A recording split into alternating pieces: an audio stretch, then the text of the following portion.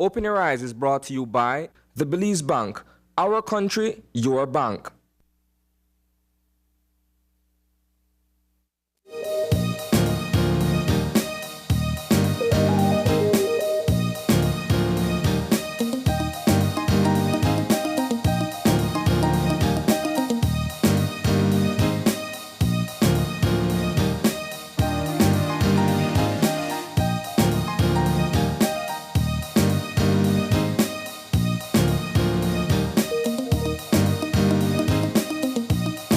Good morning and welcome to Open Your Eyes. Start your morning right. I'm Sabrina Daly. And I'm Gavin Courtney.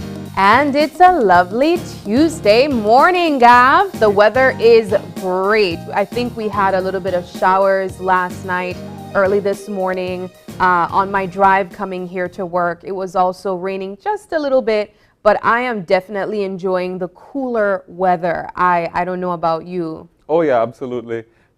From this weekend, we've starting to see a little bit of shower activity, and that's got me very excited. One, because of the cool temperatures. And? Two, because I don't have to water my plants Yes. outside. So yeah, I definitely am a fan, and I hope this continues, because I've actually been talking to people, and I've been saying usually when the rainy season starts, usually from the 1st of June, it's the showers just start nonstop, and this year it's been a bit different. Yeah, no, definitely. I think with the heat, we've all just been asking for some showers, even if it's just a little bit to just cool off the temperatures. As you know, we've been experiencing numerous heat waves. That also comes with a notice from the National Meteorological Service that we will be experiencing what is considered an El Nino year in weather terms, where it's basically extended heat patterns. Of course, that means we're praying for rain constantly or just some type of moisture to cool off temperatures. I did notice yesterday that we reported on some weather patterns developing in the Atlantic Ocean, named specifically as Tropical Depression Brett.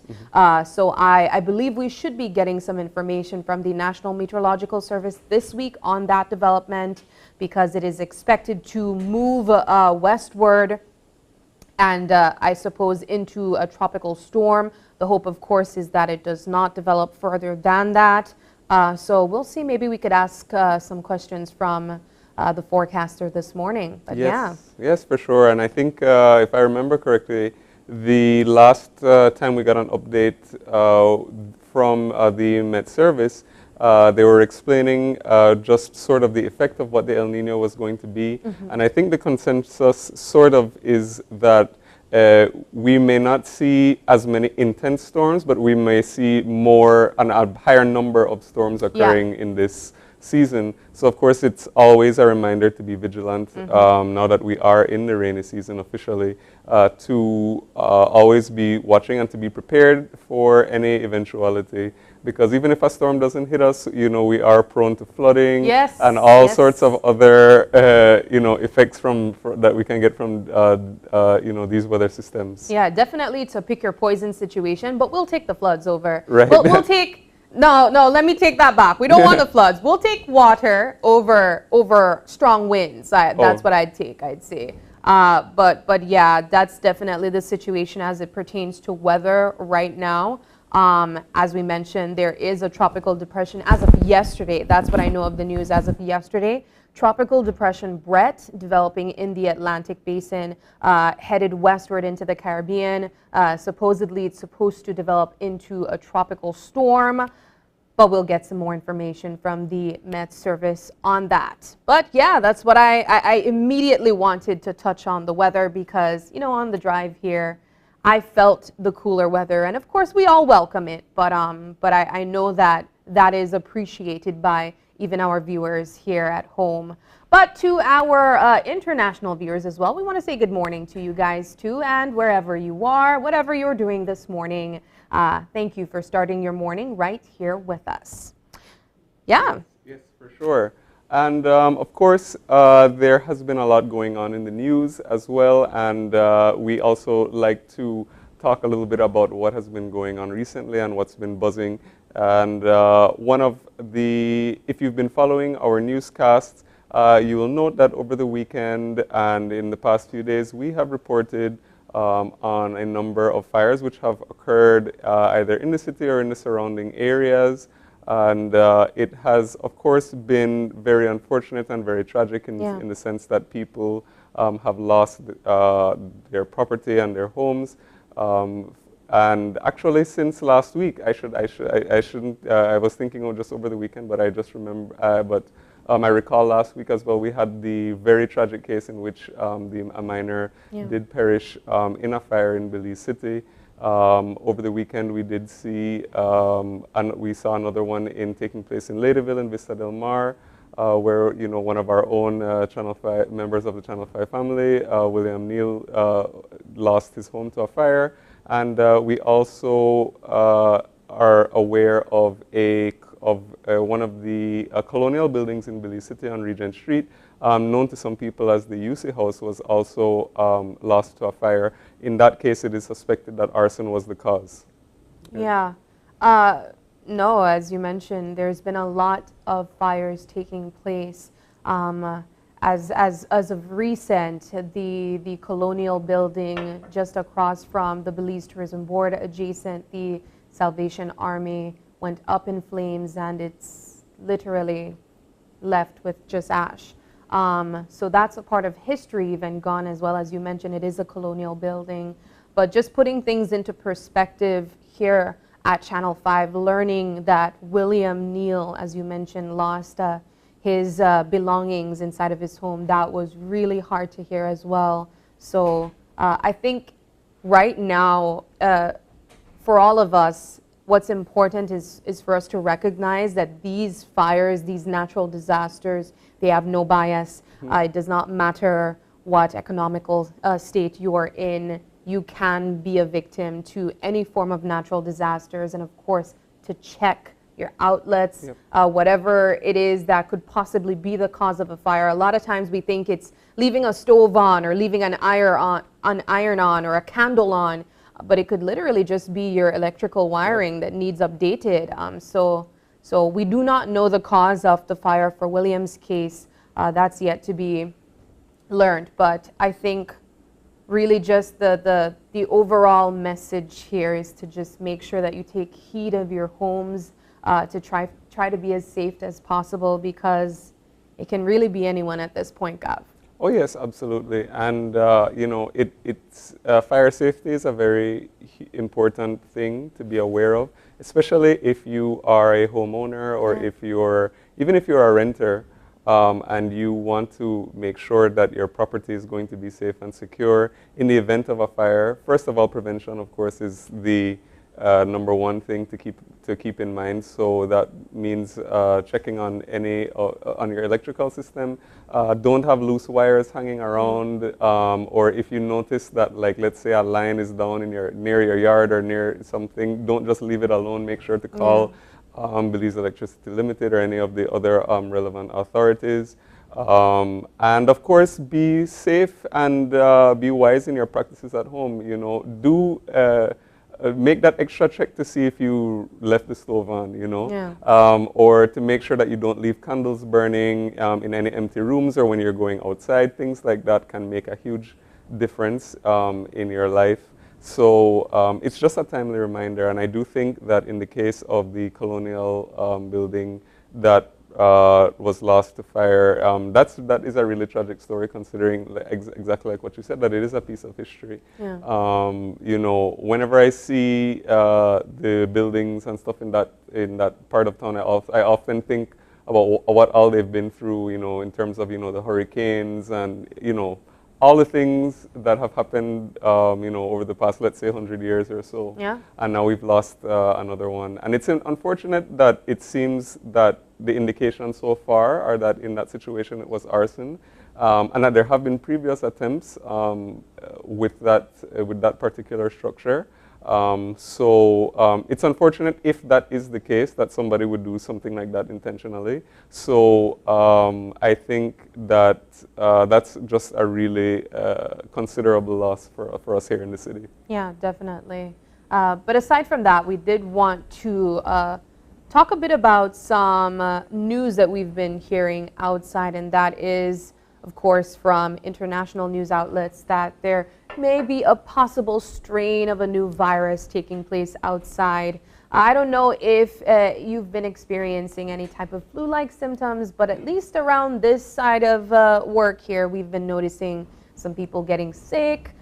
So we definitely want to remind you guys to wash your hands, still think about COVID. We don't know exactly what it is or if it even is something, but definitely consider your COVID practices the same way you would right now. Yeah, absolutely. And I always say that to people. I think that we learned a lot from the pandemic, just about safety and hygiene and disease prevention in general. And I think that we should remember to keep a lot of these practices in our everyday life in terms of, you know, like you said, washing your hands. And, you know, if you are feeling any sort of symptoms, if you feel sick, you know, try your best to avoid people. Yeah. And if you do have to go out for whatever reason, wear your mask still. Yeah, I was going to say, don't be afraid to bring back the masks. No one's judging. Yeah, of course, and I still see lots of people wearing sometimes on the street, or if you have to go to the doctor for any reason, you know, you see people wearing them.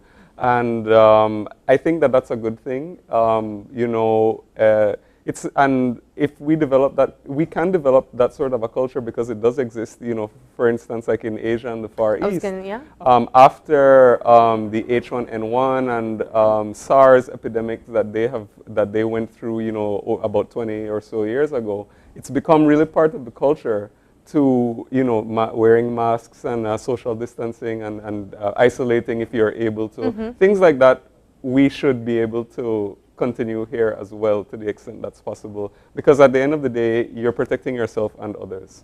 Exactly.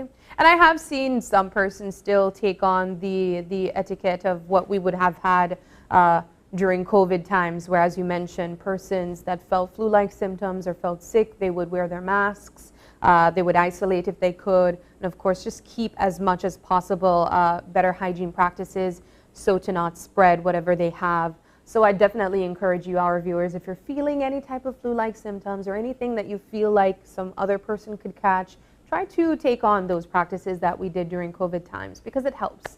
Whatever it is, it doesn't have to be COVID, even if it's a slight flu. It really does help. Yeah, and you might think it's a slight flu, but you never know how it could affect somebody else. Of course, remember with COVID, and it does apply to other a lot of immune illnesses. systems were compromised, Yeah, so I think it applies to a lot of other diseases as well, in that, you know, if you have underlying conditions or if you have something, some other health risks that are associated with, you know, catching some sort of an infectious disease, you always want to be on the safe side, because you don't want to be responsible for transmitting it to somebody who really is compromised or can't handle an infection. Yeah. So it's always a reminder to be vigilant and to stay safe. Yeah. Excellent, Gav. Yes, so those were some of the topics that we saw buzzing online. And of course, if there's anything that you guys see online that we may have missed, you can also let us know as well. But we're going to move things into our eye opener this morning, just for a little bit of motivation.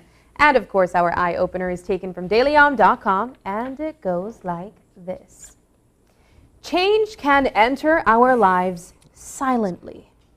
And this change can be just as important as change we have worked really hard for. We all see things about ourselves, our relationships, and our world that we want to change. Often, this desire leads us to take action toward inner work that we need to do, or towards some external goal. Sometimes, without any big announcement or momentous shift, we wake up to find that change has happened, seemingly without us. This can feel like a miracle, as we suddenly see that our self-esteem really does seem to be intact, or our partner actually is helping out around the house more. We may even wonder whether all of our hard work had anything to do with it, or if it just happened by way of grace. The same laws that govern the growth of plants oversee our own internal and external changes. We observe, consider, work, and wonder, tilling the soil of our lives, planting seeds and tending them. Sometimes, the hard part is knowing when to stop and let go. handing it over to the universe. Usually this happens by way of distraction or disruption, our attention being called away to other more pressing concerns. And it is often at these times, when we are not looking, in the silence of nature's embrace, that the miracle of change happens. Yeah, that's a really interesting eye-opener. And I think that it's true if we, or if you think about, you know, your daily life, especially like if you're working, you tend to fall into sort of a routine where things just sort of over time, sort of just like gradually, so let's say, blend into one, and you don't really notice a lot of change going on. But if there's a disruption in the routine, and then when you go back, or if you look back, and you can notice significant things that have happened, or even things that you have done, or ways that you have changed. And I think that definitely, if it's not something big and dramatic, sometimes it's hard to notice. It is. But things are always happening in the background. Yeah. I definitely thought about, for instance, persons taking on weight loss journeys, and you know, when you're going to the gym, you feel like you're not really seeing that result, but you take a week off. Just take a couple days off and try to go back, and you'll realize there was change. Your tolerance is completely different. No, that's a perfect analogy, I think, because, you know, with that situation, you know, you always want like sort of a very dramatic, like overnight result, or you know, whether it's going from exercising or whether it's dieting or things like that. But the thing is, you know, if the positive changes can be subtle, and it's hard to sometimes, you know, to keep motivated. But I think that if you track your progress over a long time, you'll notice that those subtle changes do build up over time, and it really does have an effect. So. Sadly, in the case of weight loss, it does not take a week to see that change, but you could definitely feel it. And that's why I said just take a day off or take a week off, and you'll know that there was change. Your body will tell you. But I'm sure that there's many other examples that this eye-opener can be used in our lives as well. When we think about other routines that we've developed, other ways that we've tried to improve our lives, we might not feel that big change right away. But maybe someone is noticing it too. And that's another thing about change, Gav. A lot of times, because we're the person that's doing the work, or for example, with losing weight, we're the one that's going to the gym, and it's our bodies. We don't see the very small changes, but other people might. Yeah, and I think, and then I think that we often also tend to be very critical of ourselves. And so, you know, that also will influence how you see yourself and how you see things over time, whether it's, you know, working, and that can apply when you're working towards any sort of personal goal, and you may think that, okay, I'm not, because I haven't, you know, made a big 100% transformation, that I haven't been doing enough, or that I haven't done what I'm supposed to be doing. But you have to remember that it's really all about, you know, the journey. And that things rarely will happen exactly how you expect them to do. So you have to try to be aware and take stock of those little changes that do occur over time. Yeah, trust the timing. All right, so we have the National Meteorological Service here with us on the line, and we're going to get some information on the weather that we can expect this morning.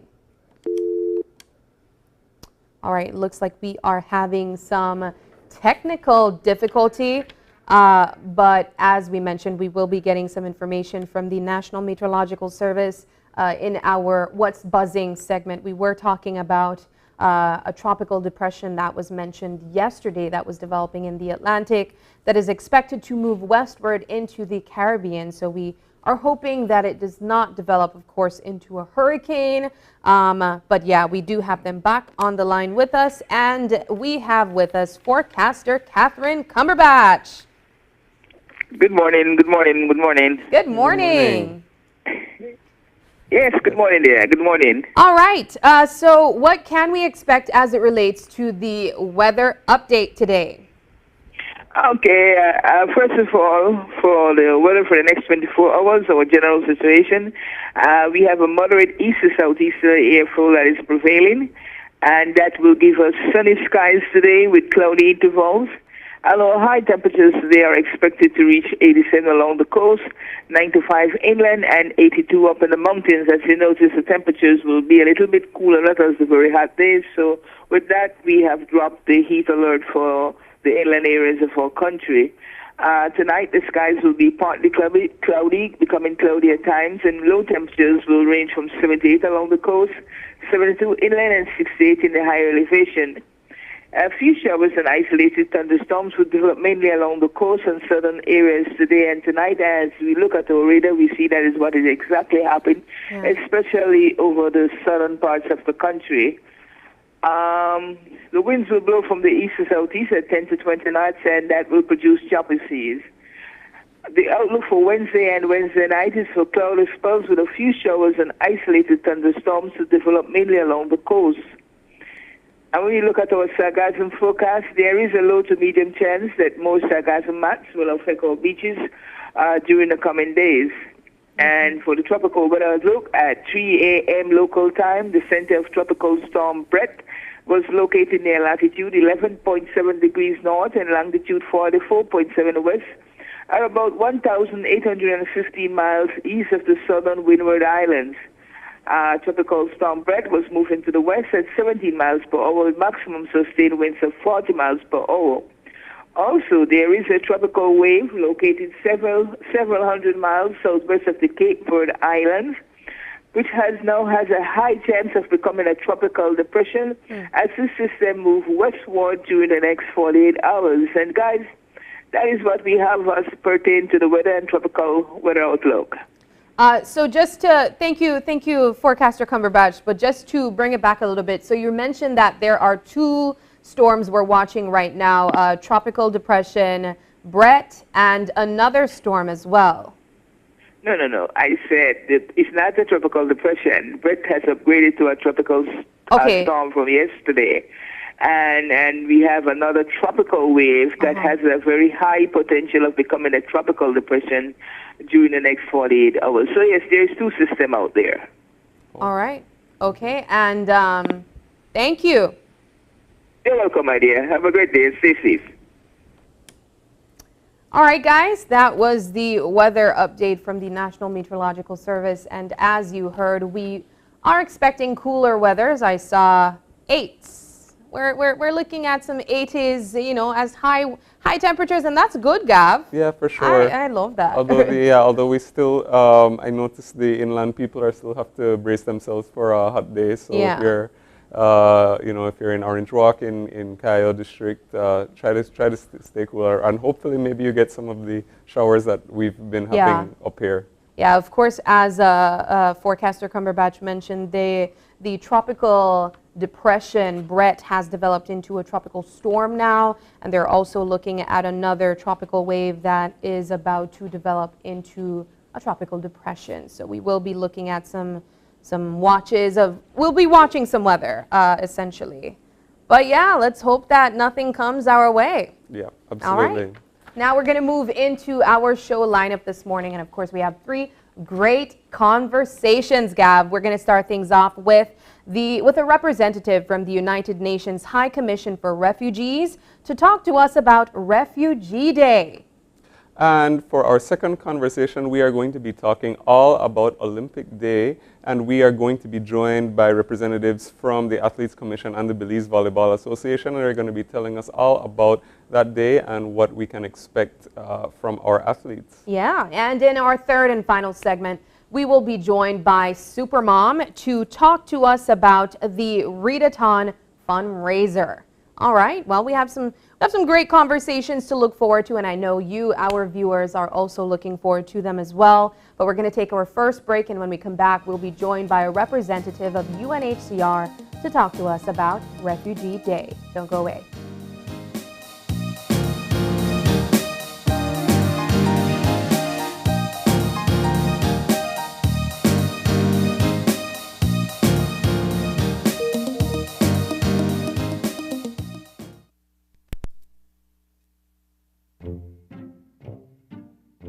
Getting ready, babe. We're going on a vacation. Finally, where are we going? Don't worry, babe.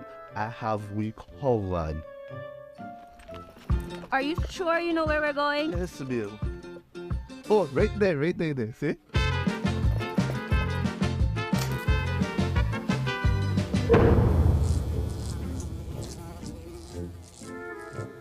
Babe, the price was too good to be true. Me look much more better in that picture.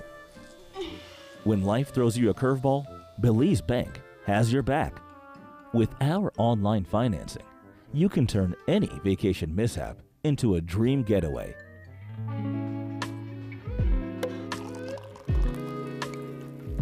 Cheers to Belize Bank for making our dream vacation a reality. Thanks to you, babes, to turn things around. No thanks to you, cheapo. Ouch. Experience the future of financing with Belize Bank online, where you can secure funds for anything, from anywhere, at any time, all without stepping foot in a bank. Apply for a loan today and unlock a world of possibilities.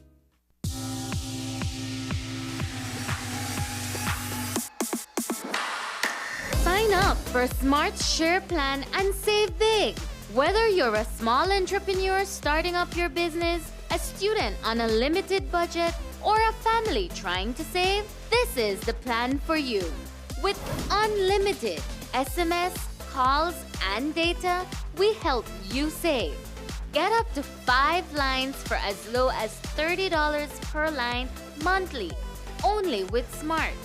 Sign up today at any Smart showroom or sales manager countrywide. So get your business going, share more memories with friends, and be ready for the day with Smart. And now, the hottest match of the evening. Get ready for action! Here they come. Amazing! They're unstoppable, unbeatable. They have them on the ropes. The heat rises to the top. 1, 2, and 3. They're on fire! Chiladas. Fire up the taste of Belize with the new Chiladas crunchy tortilla taco chips in its hot chili flavor. Fiery habanero brings the heat. They're on fire! Chiladas. From Snackers, done right, done here. Are you looking for low-cost television advertising? Have we got a deal for you? Advertise on Channel 5's Daily Classifieds. Channel 5's Daily Classifieds is one of the most effective methods for introducing yourself and your business to the community. Use our Daily Classifieds to recruit employees, promote specials, promote your products or services, promote a business opportunity, increase traffic to your website, and advertise items you have for sale. Let us help you to save valuable time and money. Call us today at 280-0013 or visit us at our offices on Coney Drive to discuss how we can help your business grow affordably. Channel 5's Daily Classifieds. Advertise today.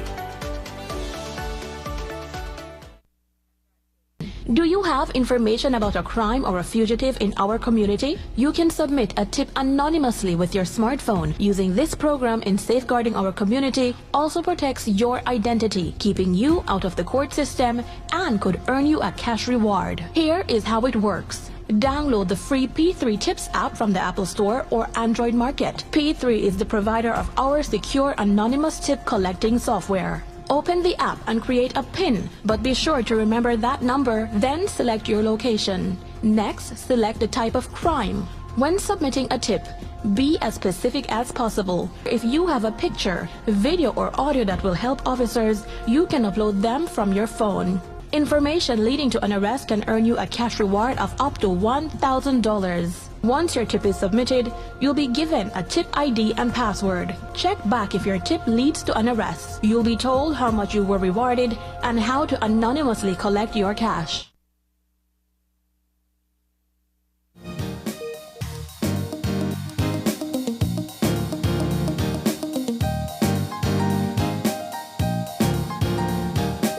Welcome back, and we are starting things off with our first segment, and it's all about Refugee Day. We are joined by the Senior Public Information Assistant over at UNHCR, Aida Escobar, via Zoom. Good morning, Aida. Good morning.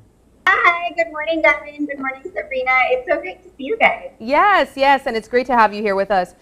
So let's start things off with refugee. Who is a refugee, just to have our viewers know? Yeah, thanks so much. I think it's really important for people to understand that there is a difference between someone who's a refugee and someone who's a migrant. And both people have left their country and have crossed an international border, but that kind of is where the similarity ends. From there, we say that refugees are people who are forced to flee their homes because their life is in danger.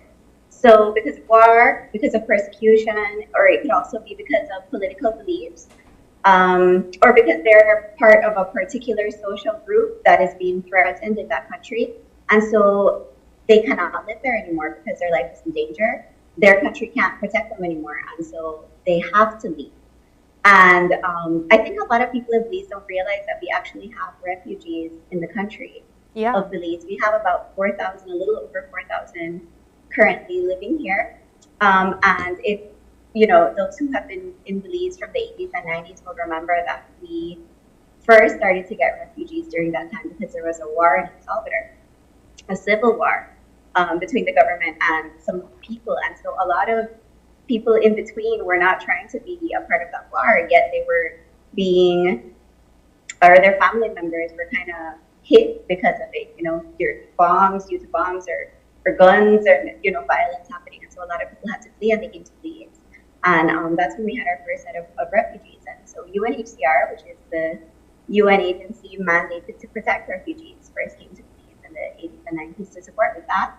And that's where Valley of Peace comes from, actually, because that's where our first set of refugees were given a home. And if people would look at the history, they would see that it's actually the government of Belize created a plan where half of the families would be refugees and half of the families would be Belizean. And so they would kind of live peacefully in Valley of Peace and integrate. And since then, we've still been able to support that in this country, which is great, the integration. And I mean, unfortunately, there's still a lot of situations, not only in our region, but all over the world, really, that allows or forces people to become refugees, because no one really wants to leave their home suddenly that night without bringing anything with them. They just have to, because they have to survive and have to take care of their family. You know, a lot of times, Aida, when we think about refugees and the state of leaving your country, of course, without your own free will, just because you're searching for some place that will protect your life. We think about wars across the country, and we don't really bring it back home to Belize, and persons that actually come to seek refuge here in Belize from Central America.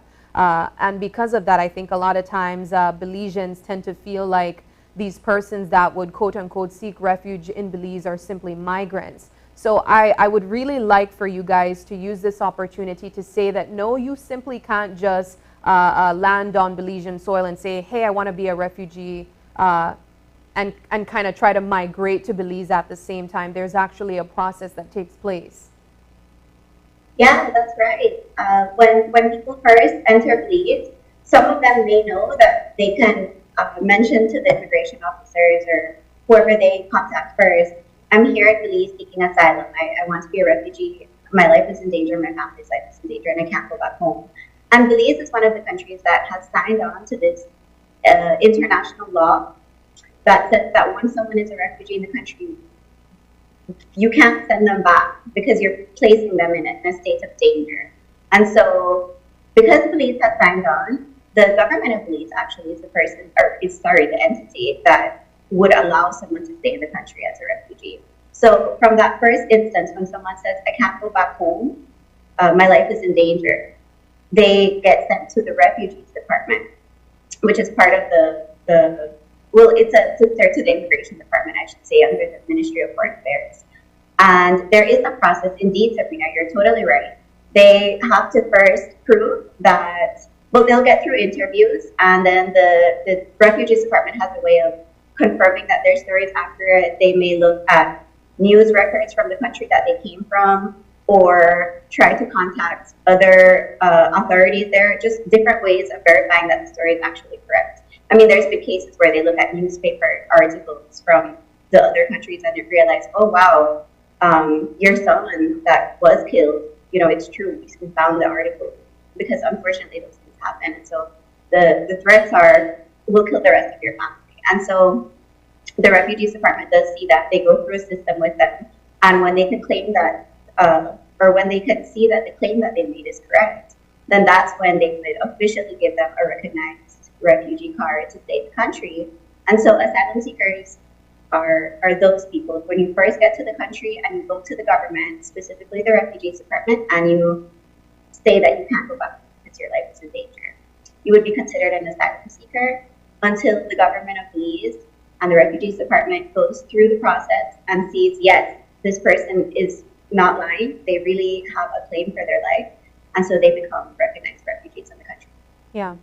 And you mentioned a bit earlier about the UNHCR's role in supporting refugees internationally. So can you talk a little bit more about the UNHCR's work in general and perhaps how the operation supports refugees in Belize? Yeah, sure. So UNHCR, officially that acronym stands for the United Nations High Commissioner for Refugees. But we like to say the UN Refugee Agency because I think that's easier for people to understand. But really, we are a part of the United Nations, and we have a specific mandate or a specific purpose, and that is to protect people that have been forced to flee their homes and are in another country seeking protection, seeking safety. And it's important for us because if you are a citizen in your country, we understand that your country protects you, right? Your government protects you. They give you laws to make sure you live safe. They give you access to certain things. But once someone has to flee from that, it means their country, for whatever reason, there's a situation happening and that the country no longer protects you. Yeah. And so we have situations like that in Central America. For example, because of a lot of gang violence that's happening right now. And it's a situation where they can maybe go to the police and say, I've been threatened, my life has been threatened.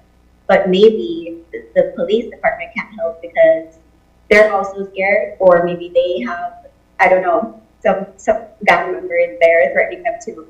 So that's why they leave. And I had mentioned earlier that the government of Belize is the one who gives a person the specific status of being a refugee. UNHCR does not do that. Yeah. However, once someone is in the country as an asylum seeker or as a refugee, either way, that's when we come in and we help.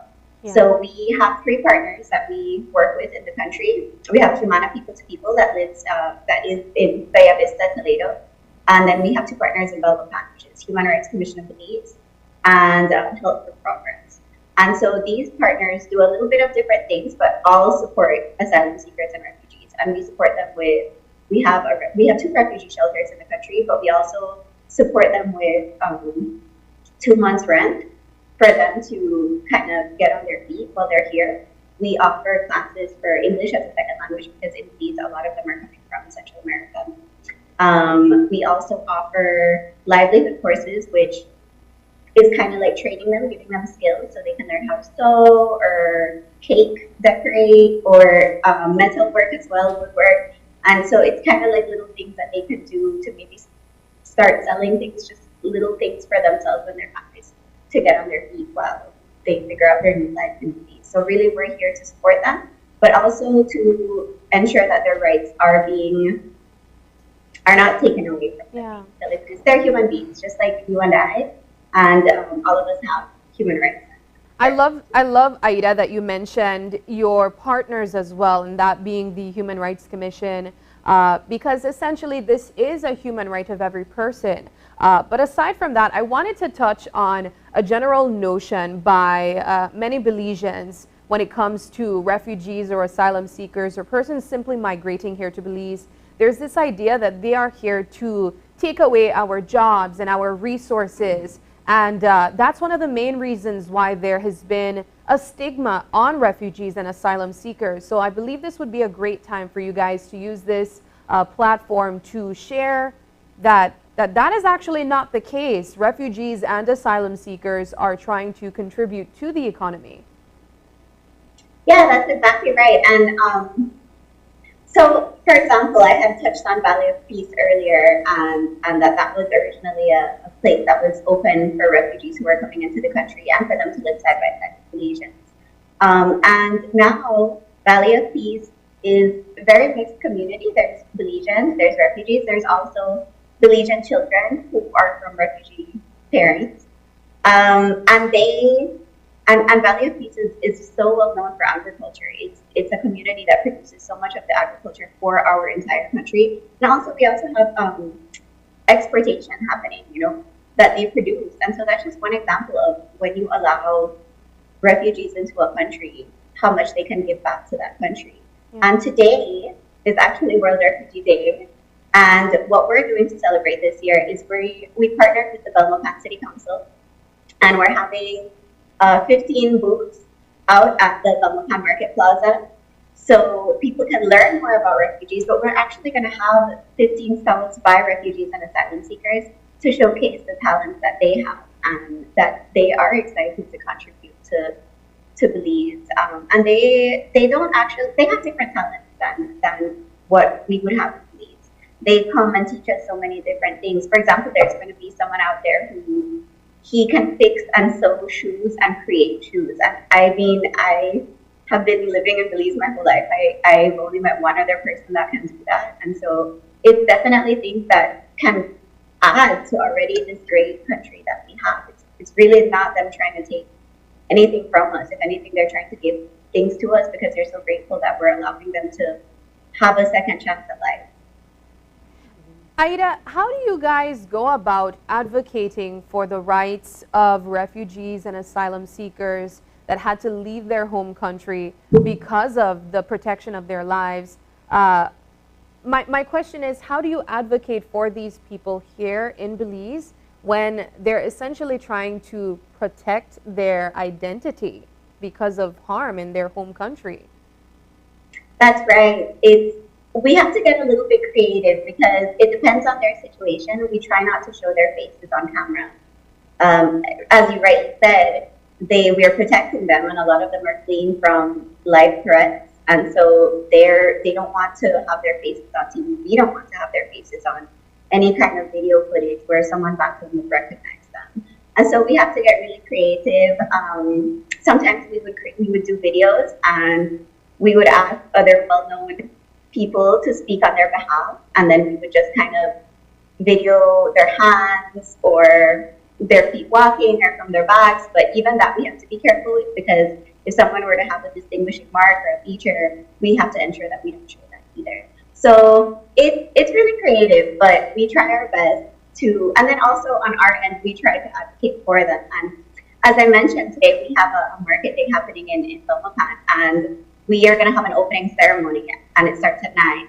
And one of the things that we're going to do is we're asking the daughter of refugee parents to share her testimonial.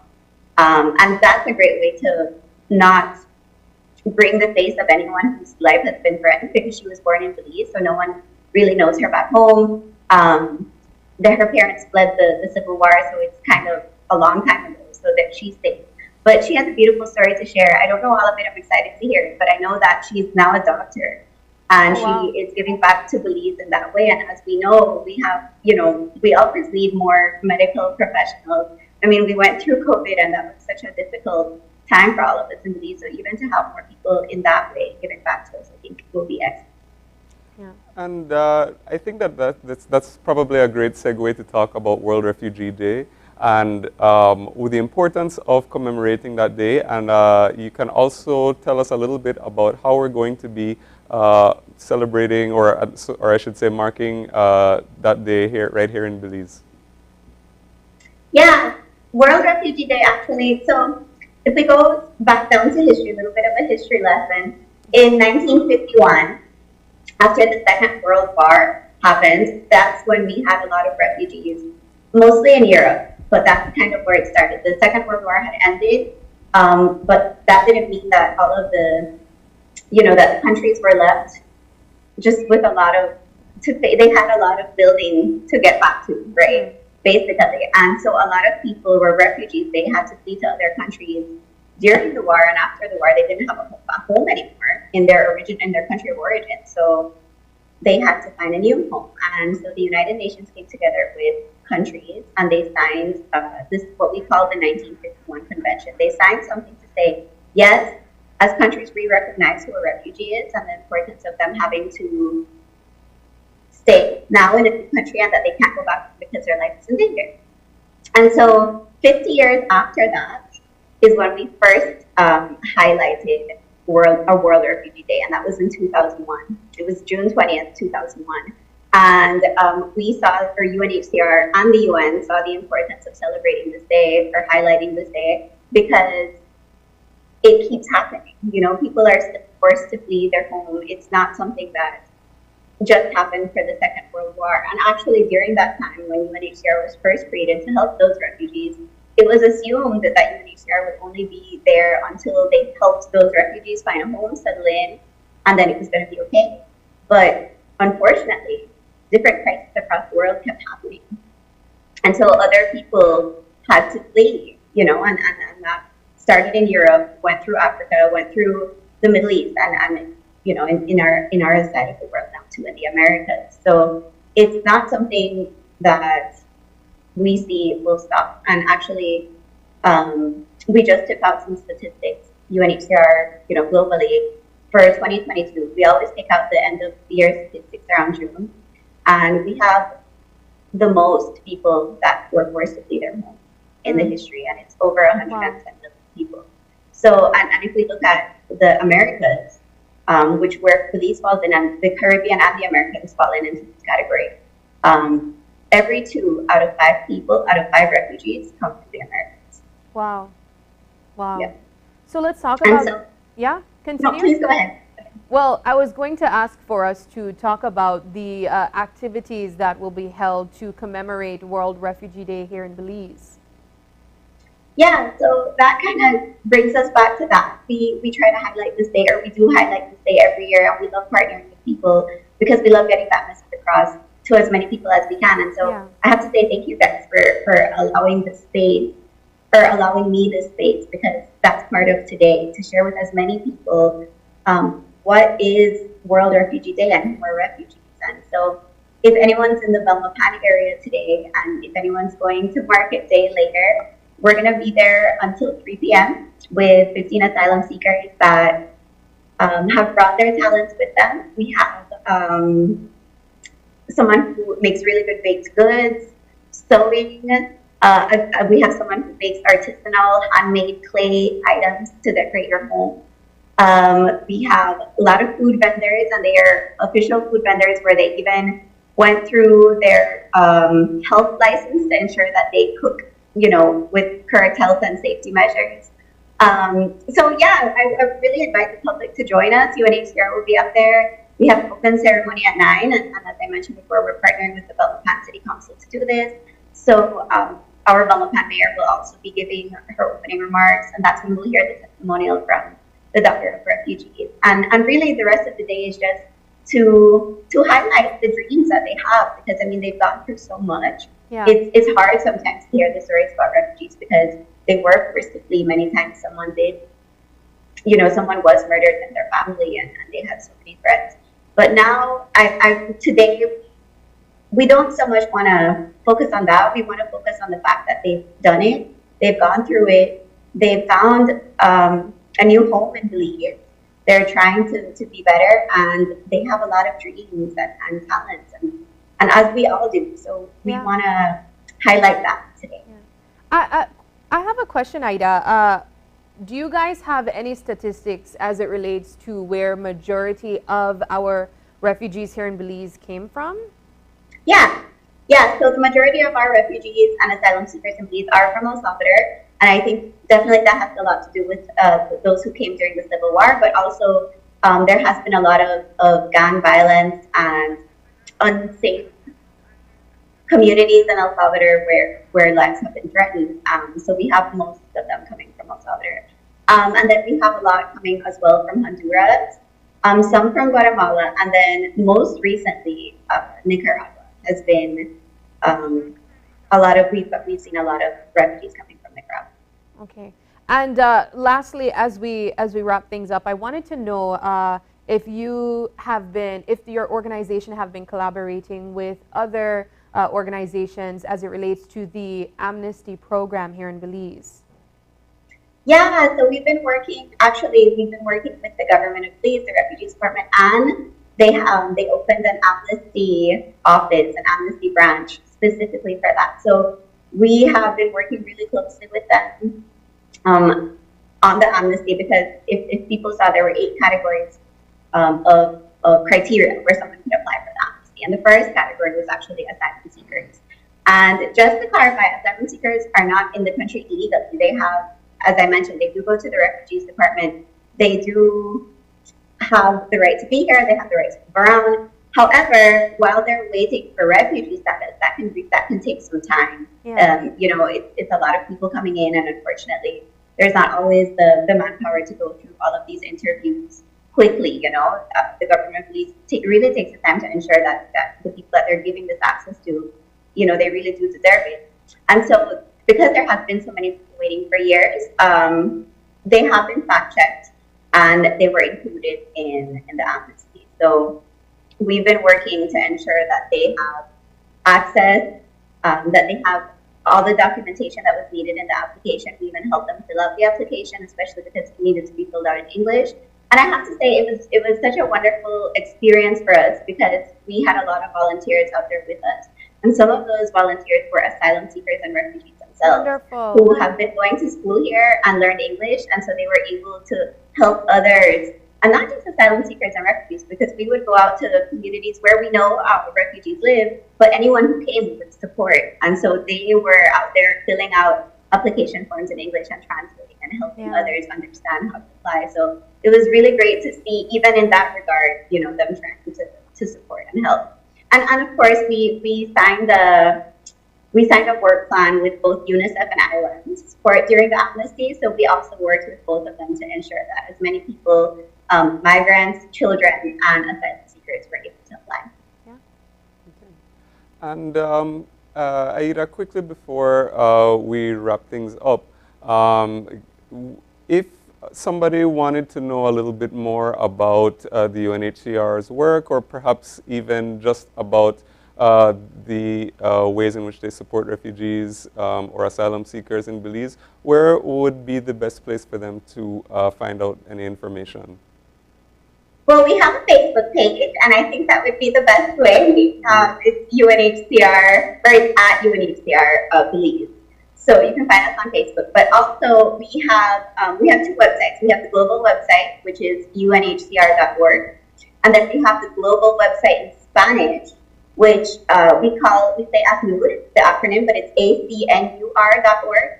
And since Belize is in the Americas, there's a lot more information about Belize on the Spanish website. But I will say, everything is translated in Spanish and English, so you're easily able to find it. And I do want to take out an invitation at this time, if I may. Sabrina had asked earlier about different ways that we advocate on refugees and what we do as UNHCR. And one of the ways that we love doing that is to get invited to schools. And we've been doing so many presentations, both primary school students, high school students, and university level students. So if there's any teacher watching, or just anyone watching, and you'd love us to go and lead a presentation and train you guys on who refugees are, we would love to do that. So please feel free to reach out to us. On Facebook is the easiest, but you could also find me, Aida Escobar, and I'm sure through Channel 5 you would be able to find me, and we'd love to do that. Wonderful. Thank you so much, Aida. Are we celebrating under a theme this year for World Refugee Day? Yes, we are. Yes, we are. It's such a great theme. Sorry, it's called. So the theme is Hope Away from Home. But the full theme is Hope Away from Home, a world where refugees are always included. Yes. All right. We love it. We love that theme. Aida, thank you so much for joining us. We appreciate the information. We're hoping that as many people as possible can go over in Belmopan and meet some refugees and the talents that they have, and really learn more about what UNHCR does for asylum seekers and refugees here in Belize. Thank you so much. Again, thanks so much for inviting me. Really appreciate it. Gavin and Sabrina, it's been such a pleasure to chat with you guys this morning. Yeah. I'm wishing you a great day, and I invite you to go on social media and wish everyone a World Refugee Day, a great World Refugee Day. Yeah, okay. Thank you so much, Aida. Bye. All right. Well, before we take our break, we're going to go over to our transformative living. Guys, it's a Tuesday, so you know what that means. We have Annlyn Apollonio with us to talk to us. And Gavin, this one I think is really important, because over the weekend we celebrated Father's Day. But the conversation is always about, we only kind of celebrate this day and it dies after that, you know, the conversation ends. Well, Anlin is here with us with a transformative living piece to celebrate fathers even after the day. So we're going to air that now. Good morning, Belize. On the heels of recognizing the fathers and father figures of our families, and as the social media commentary dissipates, the effort and work that goes into being a celebrated father continues. The world of fatherhood, like any other parental roles, comes with no manual. Oftentimes, men feel undervalued, contending that their earnest commitment to this very important role in a child's life goes unnoticed. This week's Transformative Living serves as a reminder to fathers that despite the challenges that they may face, fatherhood can be immensely rewarding, bringing joy, fulfillment, and a deep sense of purpose. Spending quality time with their children, being involved in their education, teaching important life skills, and instilling values and principles are the hallmarks of the journey of fatherhood. In addition to the aforementioned, the commitment of fatherhood transcends from generation to generation, shaping the legacy of a Belizean-owned business. John Marsden Jr., Assistant Manager of Mars Distributors, who was just a teenager at its inception, witnessed his father take a leap of faith in starting the business and looks forward to the day when he can work alongside both his father and his son. It was something that he took a chance, and it helped we as a family, it helped me as a son. They watch my farm kind of like try to build what he want, what he love in life. Most of us, we can live in big family, make sure his family can work here. And we never had to suffer. I remember smart growing up, 13 years, we got a high school, no start first farm. You make I know, Saturdays you get up, you come to work. You work for your money for the week. You want any more money, you go clean your uncle yard, or go wash your vehicle. And that's basically what I do. Likewise, you know, my son, when he become that age, I plan to do the same thing. You have to get that work. You have to come work. Even my son just basically 9, and he still have to come shred papers, come sit down around something, but you have to come to work. You learn that you have to work for what you need. And I look forward to my son continue to grow with me, my pa, me and my pa, you know, one day three of us work together in the same building. That's cool.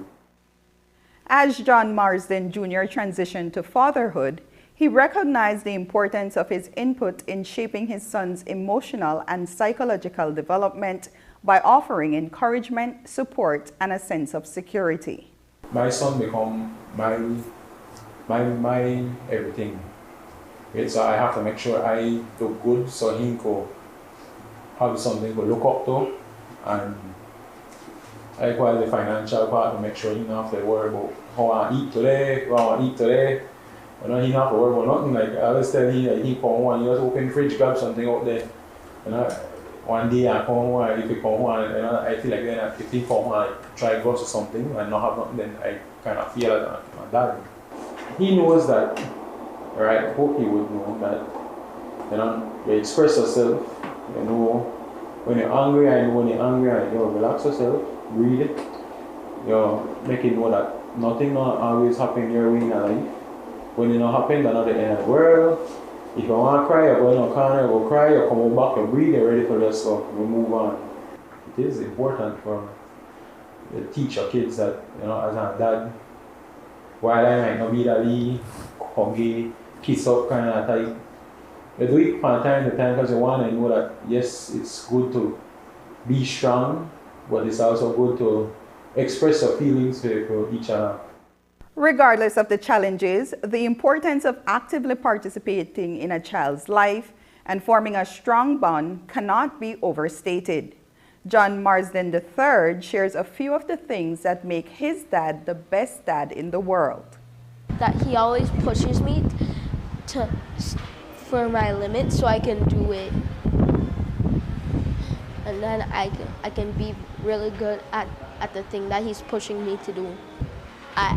I'm not really that perfect at dribbling the ball, so he helps me with that, and he's helping me to improve my skills at basketball, sometimes at soccer too, and also volleyball. He helps me with my homework, shows me new things, and then like we play, and we love each other very much. Notably, oftentimes the concept of fatherhood extends beyond biological relationships. Father figures such as stepfathers, adoptive fathers, guardians, or even mentors can also assume the role of a father and have a profound impact on a child's life. Apart from having been committed to his family and children over the years, John Marsden Sr. uses his experience as a father within the workplace. This workplace is important. So many of them come in and they need that guidance, and you just spend time with them and open up to them, and then they in turn open to you. So you become a good listener. You listen to them, and then you give them the right advice.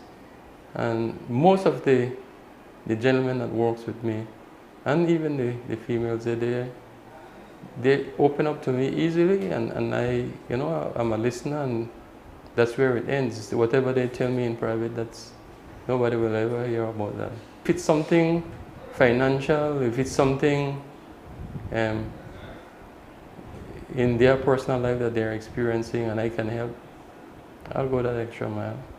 Both fathers agree that there are necessary components required to perform optimally in fatherhood.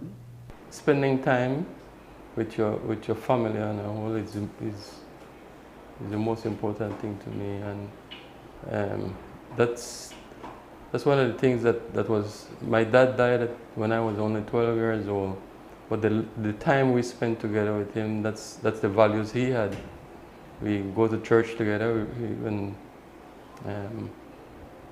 other words, we pray together, we eat together, we do just about everything was in a family setting.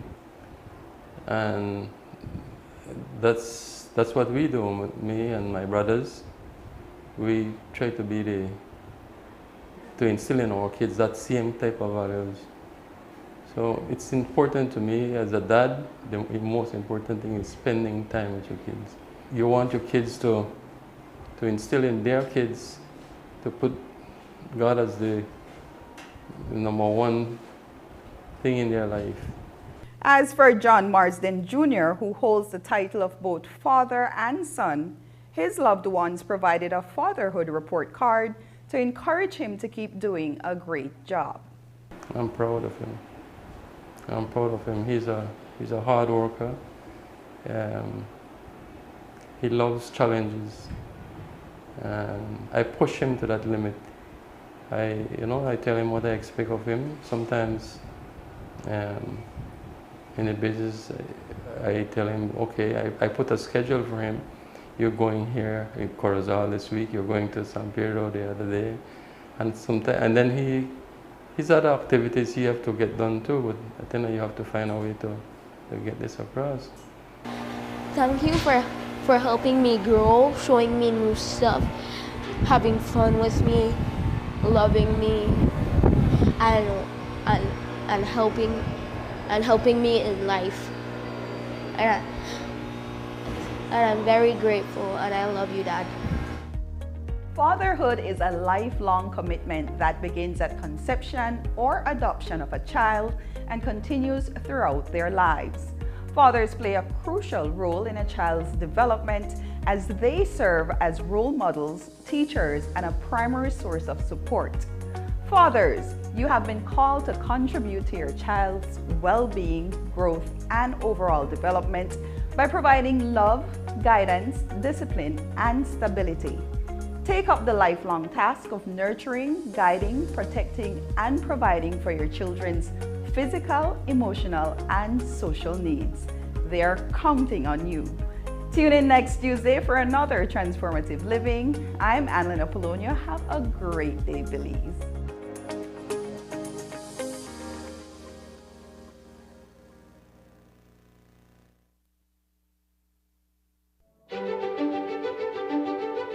Technology is ubiquitous, and it's transforming how, when, and where we work. Fulltech Systems is placing award-winning devices in the hands of information workers, allowing them to work without compromise in a world without wires, to innovate, create, and to maximize productivity anytime, anywhere, satisfying the needs of the desk-centric remote and field worker and every other worker in between. We are providing the industry's best devices to businesses going through the process of digital transformation. Partner with us today to provide the solutions that will allow your employees to work effectively and efficiently to enhance your customers' experience.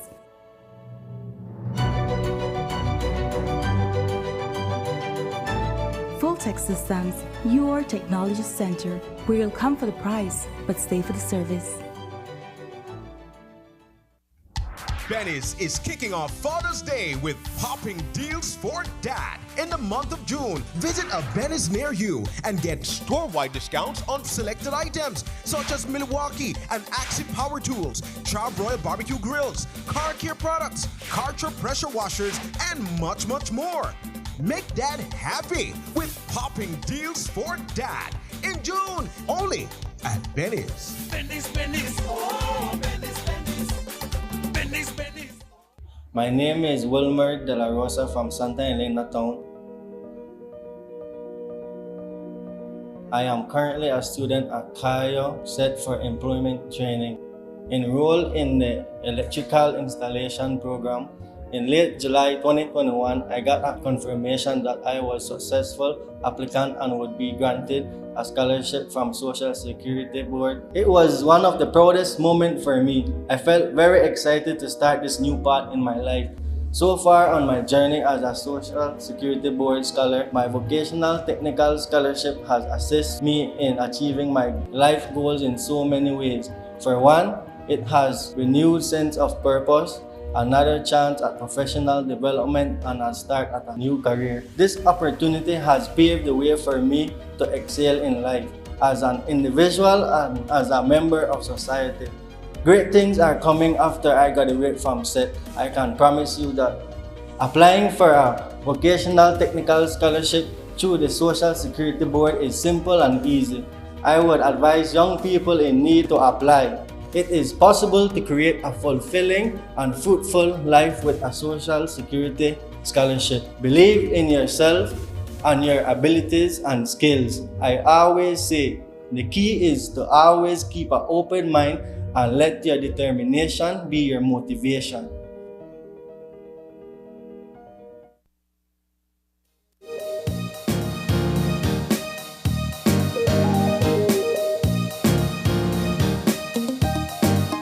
And we are back. And if you're joining us right now, we're just getting our second conversation for the morning started.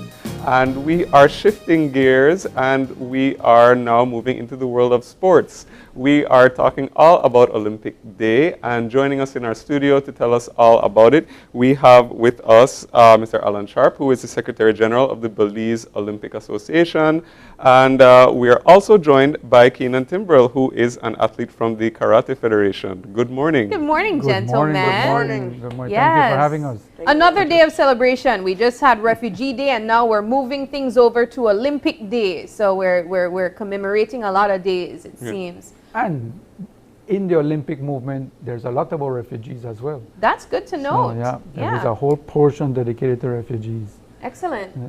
All right, well, I suppose we could get things started with the role of the Belize Olympic Association. Okay. The Belize Olympic Committee and Commonwealth Games Association is an organization that's completely independent of government.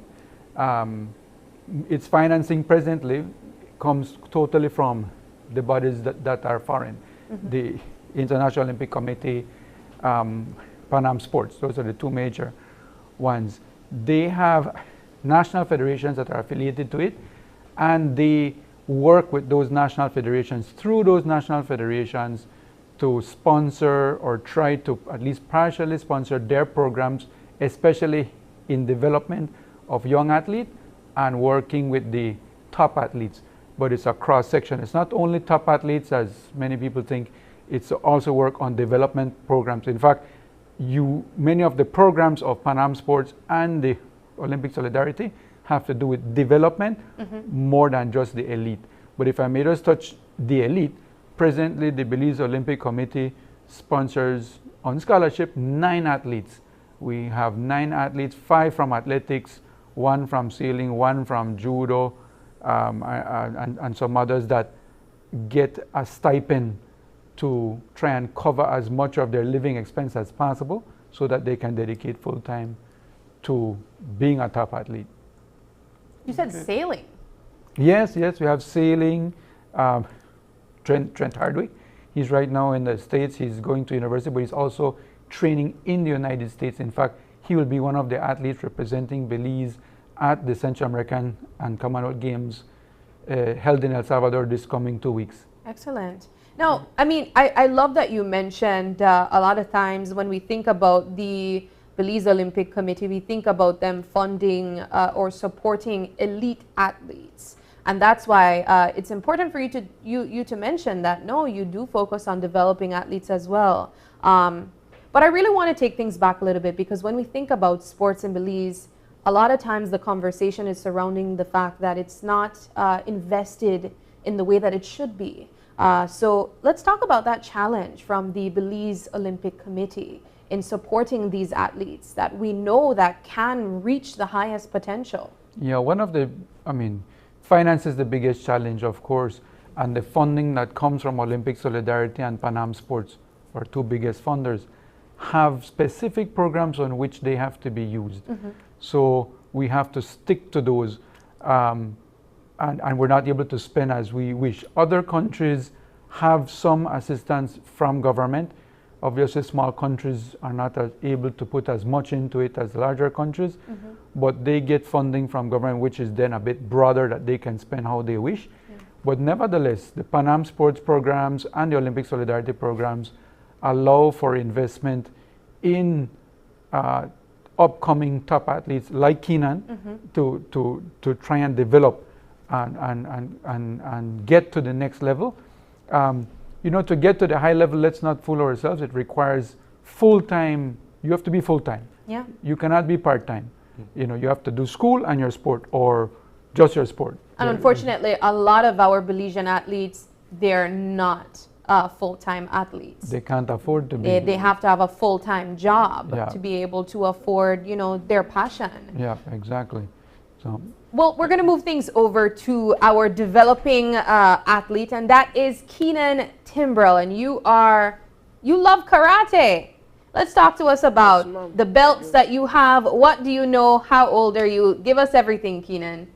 Well, I come from Kamalota Village. I'm 11 years old. I've been doing karate now for like 7 years.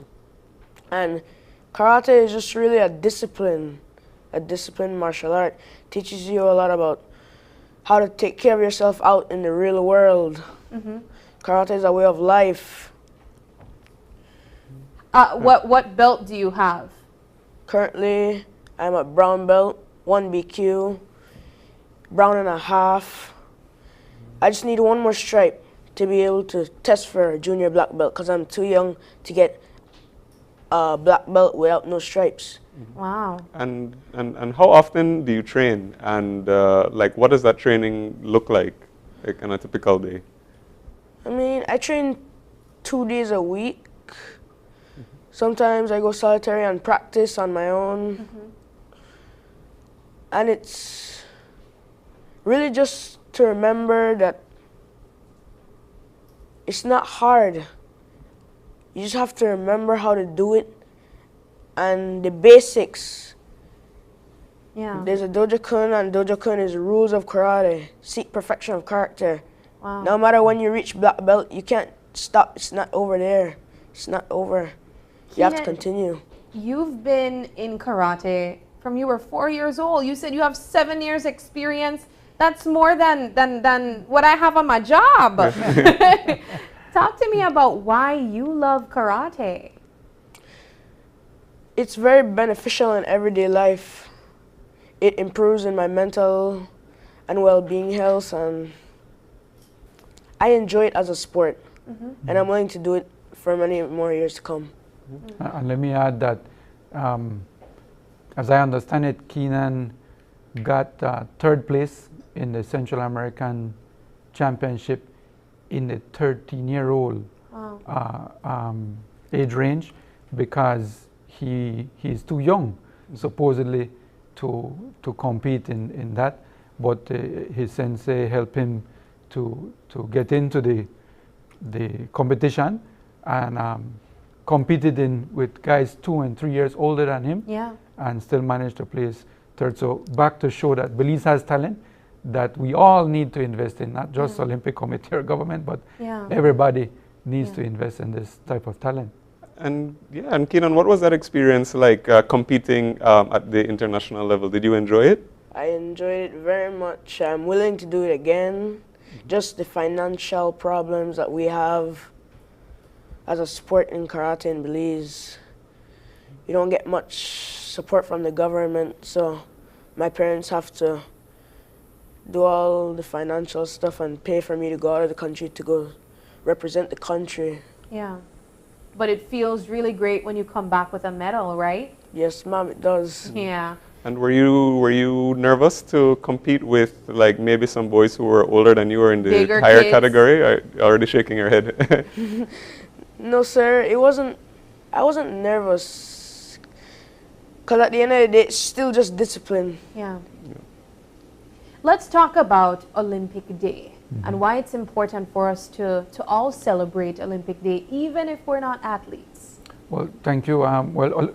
The Olympic Day started soon after World War II, and it's been growing. And now just about all 200 plus countries in the Olympic movement have the Olympic Day. It's actually to be celebrated on June 23rd, but most countries do it on Sunday nearest to June 23rd. So Olympic Day is to celebrate, has different areas. It started out by just being something to show the world what the Olympic movement is, which is unity, sportsmanship, and all of that stuff. And then now it's turned into the primary motto is let's move. It's to try and get everybody into movement, not necessarily only sport, but, and so they're asking for everybody to try and have at least 30 minutes of movement on that day. Then the IOC has also decided that they want to put unity through sport. It's at least the IOC and us at the Olympic Committee believes that sport plays an important role in unity, and sport unifies no matter where you are, no matter what has happened. We have had wars or battles in the wars that stop for a day to play against each other. You know, that's history. So this Sunday at the Marion Jones sport complex, they'll be celebrating Olympic Day. And on Olympic Day here, we want to celebrate movement and unity and learn and discover, which are more themes. So learn, discover, move, all together for a united world. And so what's going to happen is on that day, we have at 9 a.m. the Olympic Day run, which is like the highlight of Olympic Day, will take place. We have 4 categories, and if you don't mind, I could pull my papers on and I forget. But it's the U10. We have the U10, which is running a short route just from the Marion Jones, the Olympic House, which is at the Marion Jones entrance, to Westland Diva entrance and back. Then we have the U14, which is, you know, the U14 group, and they will go from the same entrance to the Coney Drive and back. And then we have the junior, which is U20. And both the junior, the open, and the masters. So the junior is U20, open, well, is anybody. And the masters is for female 35 and over, and for male 44 and over. And their one is only 1.5 miles, if you want to look at it that way. And we made it much shorter this year. So it's from the Marion Jones entrance at the Olympic House to the Coney Drive roundabout, over to the St. Thomas roundabout, and back to the Olympic House. So there's 4 categories, four different runs. It's usually a lot of fun. We have had children as young as 2 participate. We've have people with their kids in prams. Yeah. We have free T-shirts, so so long as the stock lasts. Free snacks and beverage for those who participate. It's usually a lot of fun. Then immediately following that, each of the 18 national federations will have a space in Marion Jones where they will be having activities. They get to show off their sport. Remember, part of it is learn and discover.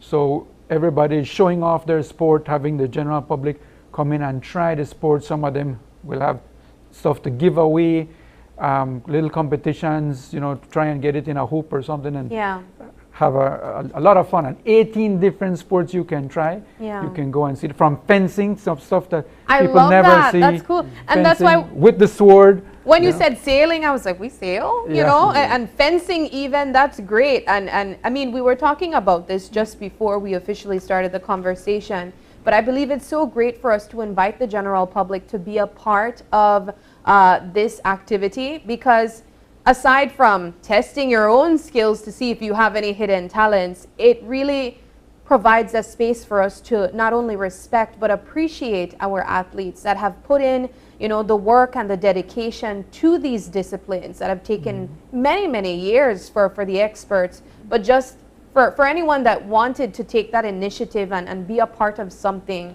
you know, I think it really allows a space to appreciate and respect that. I think so, and I think, I mean, we'll have a lot of the top athletes of the country out there, and like I said, I think a lot of people don't even know that we play rugby. Just this past week when rugby played El Salvador, you know, right there at the Marion Jones.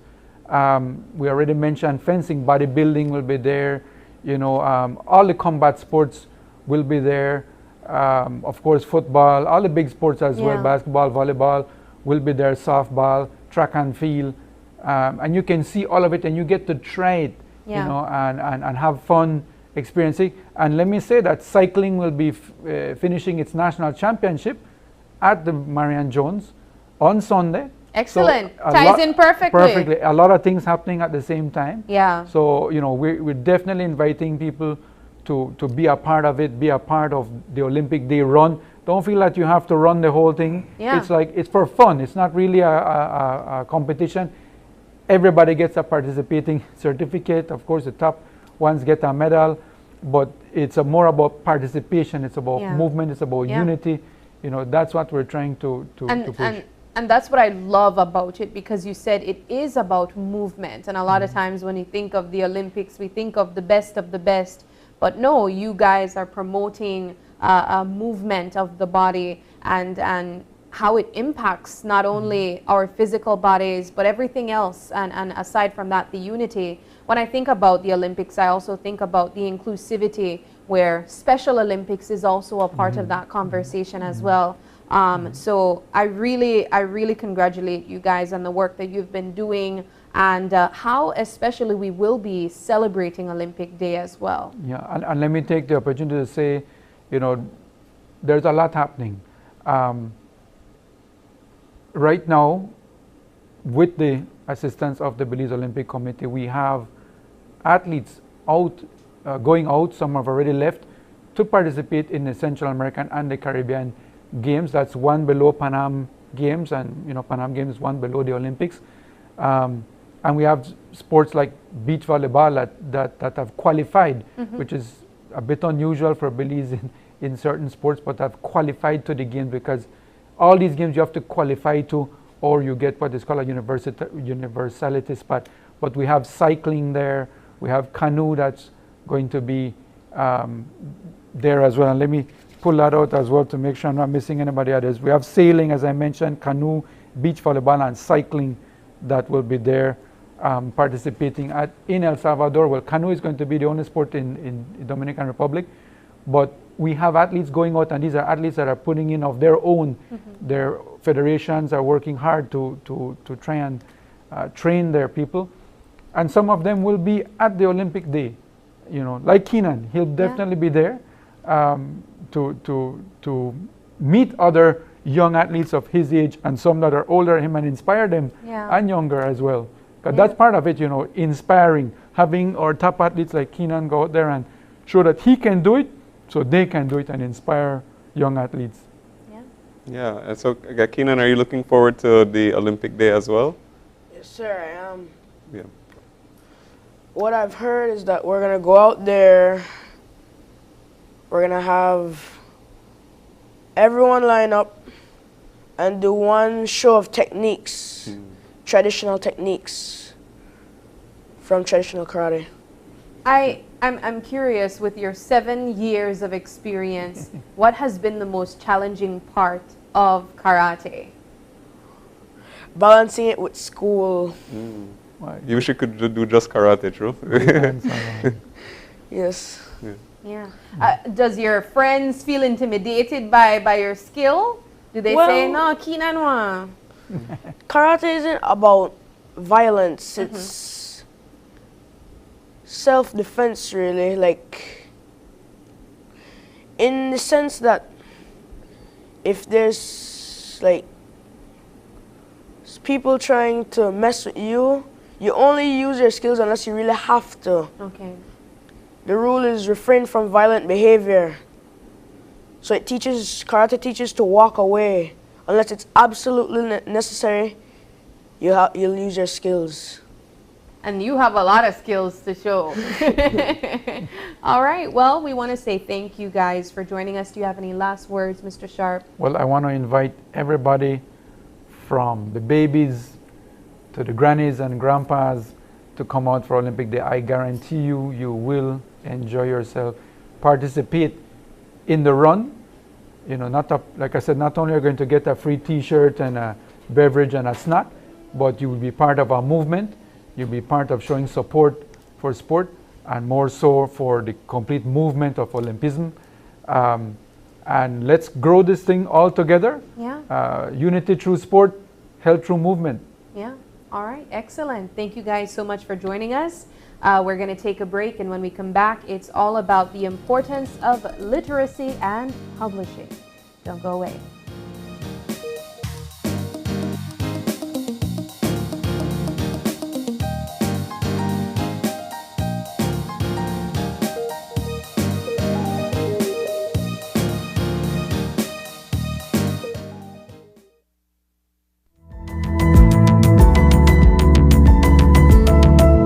Introduces Real Unlimited Postpaid Plans, providing customers with unlimited talk, unlimited text, and unlimited data. Now that's a real great deal. With Smart Plus, Share 1 and 2, and Enterprise 1 and 2 plans, you can talk as much as you want, text as much as you want, and for the first time ever in Belize, you can enjoy unlimited data with your postpaid plan. So come in and sign up for an unlimited postpaid plan and enjoy limitless possibilities. In addition, other plans such as the Flex Junior, Choice, and Select have been boosted with a lot more talk, text, and data, providing you with the best value for your budget. Be unlimited with Smart. It's time to power your dollar with Smart. Enjoy endless entertainment with NextGen TV, now available for everyone. NextGen TV is your all-in-one streaming app with over 200 channels of live content, all your live sports, news, and the shows you love. Replay and pause live TV. Enjoy premium Belizean entertainment. Keep up to the latest releases and stream high-quality movies and series on any device. NextGen TV is compatible with Android devices, Amazon Fire devices, iOS, Apple TV, Roku, and Tizen devices, so you can enjoy your favorite content whenever and wherever you want. Contact us for your subscription through our dedicated WhatsApp number, 660-7873. NextGen TV, the ultimate way to watch TV. Your life just got a lot less complicated with Belize Bank Contactless MasterCard Debit Card. Introducing our Standard Debit and MasterCard Platinum Debit Cards. Now you can make purchases anywhere MasterCard is accepted with one tap, pay and go. Your contactless card never has to leave your hands, especially in these times. And your card is embedded with multiple layers of security. Platinum card holders get to enjoy extra benefits like price protection, purchase protection, trip inconvenience, and luggage protection, just to name a few. Start enjoying a cashless lifestyle today with the Belize Bank.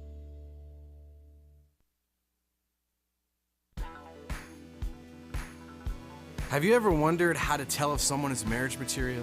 Do you ever... What did you mean earlier about climate change, Mom? Well, when I was your age, I remember beautiful coral reefs and healthy beaches. The summers weren't as hot as they are right now, and the rainy season meant that it only rained when it was supposed to. And then what happened? The weather just started to change, and storms got worse.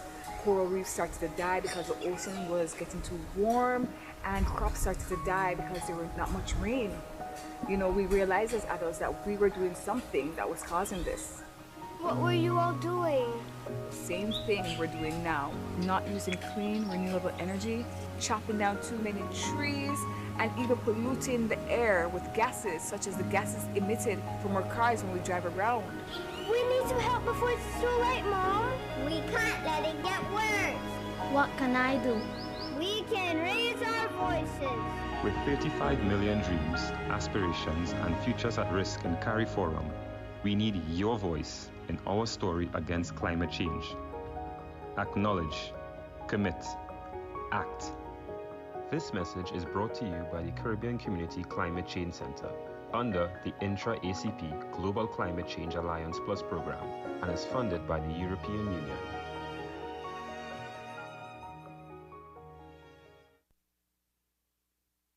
I was 17 and in love, and I thought he loved me too. But now I know that a loving partner should not take away your choice of clothes you wear or the music you listen to. He should not take away your purse, car keys, or your phone so that when your family calls, you cannot answer. If your partner is controlling you, it is domestic violence. Call 0800 A Way Out or our cell phone number 672-9628.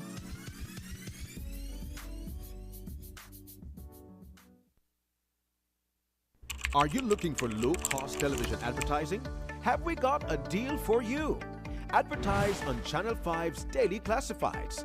Channel 5's Daily Classifieds is one of the most effective methods for introducing yourself and your business to the community. Use our Daily Classifieds to recruit employees, promote specials, promote your products or services, promote a business opportunity, increase traffic to your website, and advertise items you have for sale.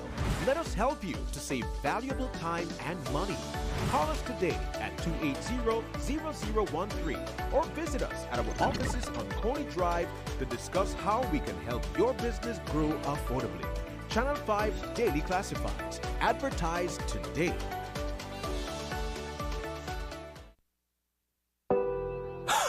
Ray, what's wrong? It's him.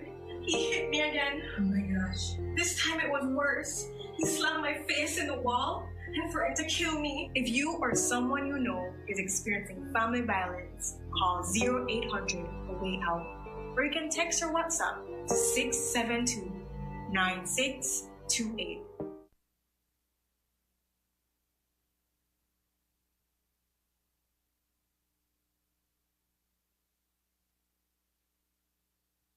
Do you have information about a crime or a fugitive in our community? You can submit a tip anonymously with your smartphone. Using this program in Safeguarding Our Community also protects your identity, keeping you out of the court system, and could earn you a cash reward. Here is how it works. Download the free P3 Tips app from the Apple Store or Android Market. P3 is the provider of our secure anonymous tip collecting software. Open the app and create a PIN, but be sure to remember that number, then select your location. Next, select the type of crime. When submitting a tip, be as specific as possible. If you have a picture, video, or audio that will help officers, you can upload them from your phone. Information leading to an arrest can earn you a cash reward of up to $1,000. Once your tip is submitted, you'll be given a tip ID and password. Check back if your tip leads to an arrest. You'll be told how much you were rewarded and how to anonymously collect your cash.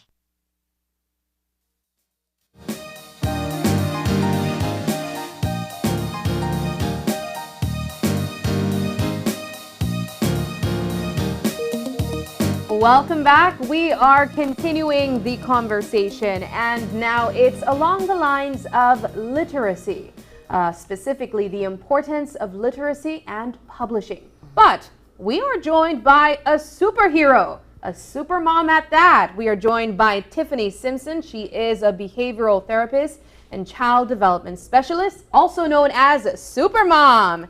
But we're also joined by Jaden Simpson, the ambassador of Read With Me Club and autism influencer. Good morning, guys. Good morning. Thanks for having us. Yes, I love the aesthetic. It's really giving superhero right now. Thank you. So let's talk about your work as a behavioral therapist and child development specialist, and why you decided to focus on literacy. Okay, I guess I have to give you a backstory. Many of you know of my journey as a single mom raising a son with autism. And it was during these challenges that I taught myself to create computer games and mobile apps to help him overcome challenges with his speech and social skills. While going through that journey, I started to study as a behavioral therapist, specifically designing programs to help children to develop academically and to develop success skills. So the Read With Me Club is one of the early solutions I developed initially for my son to help him overcome challenges with his reading. And then it became a solution that I provided to the wider public. Yeah. And then during the pandemic, we decided to improve on the program, not just to help the children learn how to read, but how to write. And taking it a little bit further, we help them not just to write their own ideas, but to publish it as a book. Okay, wow. Let's talk to your son, Jaden. Mm-hmm. You are an ambassador for Read With Me Club and also an autism influencer. Yeah. Your mom was influential in being a part of this journey to have you, I guess, go through being autistic at an easier pace. Yeah. Let's talk about her influence. Was she really helpful in helping you learn how to read? Yeah, she also helped me how to talk by just recording her mouth, saying my name, and then it also helped until there was a slight problem. Yeah. I was only like processing the word name, and then just saying, someone saying to me, what's the name of high school? I'll just say, my name is Jaden Simpson, and yeah. Yeah. And now you help other kids as well. Is it challenging? Maybe. A little bit? I guess. What do you enjoy about the experience of maybe helping others or collaborating with other people who you're able to help? Well, I usually don't feel anyway, but I sometimes do enjoy it, just making friends. Yeah.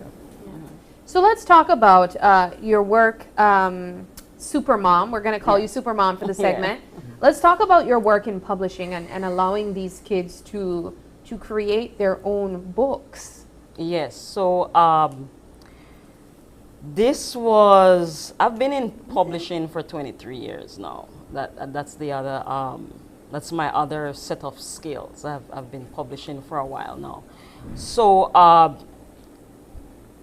being able to develop a program, I design simulation programs to help children not just academically but also to develop success skills. And one of the ways Supermom primarily does that is through teaching entrepreneurship. So in the early years of dealing with my son and his autism, I helped him to develop his own business in animation development. And he was talking a little bit earlier about some of the techniques that we use to help him overcome challenges. And then, you know, once he was comfortable doing his own research, he started to teach himself animation development. And so working along those lines, I developed the Read With Me program to have an entrepreneurial aspect to it in the form of publishing. So not only do the kids get to publish their books, the books are published on Amazon. So they get to sell the books. And make money. And make money, right. So they learn a little bit about the process of putting their books together. Of course, my team, they're the ones who, you know, they do the not so fun stuff of getting the graphic design and meeting Amazon's criteria for publication so that they can then publish their books to Amazon. You know what I really love about this particular story is that you had to meet your own need because your child was autistic. Yeah. So you essentially had to support yourself. Was it because there wasn't enough resources in Belize? Well, for the most part, yes. And it doesn't really matter where you live. There isn't much resources at all. I also have an organization, Moms of Autism. We recently got funding from Amazon. And one of the ways we support families in their autism journey is providing some of these types of self-care and empowerment programs so that teens and young adults with autism can develop their skills, they can find job placements, they can develop their own business, and we have a support system for them. And our membership is around 30,000 now, so we've been working on this for some years now. And one of the things that was very challenging, and I guess it's cultural for the most part, when I initially started this Moms of Autism program in Belize. It wasn't Moms of Autism then, it was, what's the name of it? Speaking Autism. One of the challenges that we face with getting parents involved is, you know, parents just being overscheduled, right? And it's a culture where, because there isn't much parents are able to do with their schedule, there isn't any plausible resources or programs that can develop and, you know, be sustainable, given the fact that the involvement will be low, right? Yeah. So that was one of the challenges, but I steered the program into a different direction, and over the years we've been building our membership.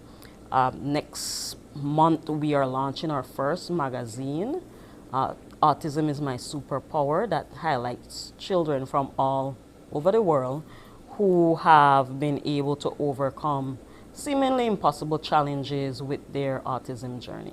You know, when I hear you mentioning autism is my superpower, I think of you and what you represent as super mom. Can you talk to us about what made you decide to take on this character in a more literal sense? Well, firstly, well, not firstly, because I already talked about being a child development specialist and a publisher. So thirdly, I'm also a marketing expert, and this is my visual representation of the concept of what the journey has been, right? And so I'm able to show up in online spaces and get, you know, give scroll-stopping content, because people are scrolling through, they see the mask, they see the cape, you know, what's going on here. And we get a lot of traction online, especially. I haven't been able to, when I gave birth to Supermom, this was late 2019, just before the pandemic. And by the time I just got in my cape and my whole regalia, and by the time, you know, I got things fleshed out with putting Supermom out there, the pandemic hit. And so it became just an online thing, right? And then now that the pandemic is over, and some of my online classes have concluded, the summer is here and it's a little bit hot to be Supermom. Yeah. Yeah, so not gonna lie, yes. it is. And it's polyester from head to toe. So oh, yeah, it's warm. It's hot. Yeah. I'm interested to go back a little bit and talk more about the Read With Me Club. Okay. And perhaps you can shed a little light on how many children you've been able to reach with that, and what perhaps some of your hopes are for the future for that to continue developing. Okay, the Read With Me Club, it's a free online reading program. Well, we just recently made it free. Before that, it was like $10 per month. But we have a free summer program, and what the program does, it allows children to improve their literacy skills with just 10 minutes a day. So they would read a passage and they would answer 4 multiple choice questions in 10 minutes, and then they would have to get 80% or higher to move on to the next day's activities. And so they have activities for every day, 5 days a week. And we do these readings in 8-week cycles. One of the challenges with the program, well, we have a membership of almost 700 in Belize, right? That's in Belize, ages 6 to 16. One of the challenges of the program, because it's online, is again, you know, parents being overscheduled and not being able to spend that time with their children to see them going through, or at least that they do the 10 minutes of work every day. So ideally, for them, it would require them, you know, to take that extra money to take their child somewhere, and it would cost them more than 10 minutes. But again, because, you know, it's cultural. But we've seen a great success with the program, and we are adding more features to improve, what you call it, retention, right? So we have prizes for the kids. We have a readathon that's going on right now. We have prizes for the kids, and oh, I forgot the ticket in my bag. But we're having a readathon. The readathon is next week, Friday, right? And the way the readathon works, we're selling tickets. They are $1 each, but the kids, they have to read 1 word for every $1 raised. Right? And so let's say, for instance, or for example, I should say, we raised $350 last week, and the kids, they had to read 350 words from their favorite book, right? And they have to do this every week leading up to next week, where we have the final readathon. Yes, those are the tickets. And we raffle off prizes for the sponsors and participants. And the proceeds of that readathon is to aid a few of our members who will be traveling to Atlanta, Georgia next month to participate in a book fair where they'll be selling their books and promoting other club activities. So we do have a travel aspect to the group. We've also teamed up with the Mexican Embassy as well, and we are working on some other travel arrangements with them. I love that you mentioned that you teamed up with the Mexican embassy, because I have in my hand here a book that was written by a 10-year-old girl, Melody Arzu, and she lives in Toledo district. Yeah. She wrote a book called Cinco de Mayo, and it's a bilingual coloring book celebrating bilateral relationships between Belize and Mexico. Yes. Very impressive. Yes, we have several. Yes, well, these books here are just what we have left over, because when we have our books,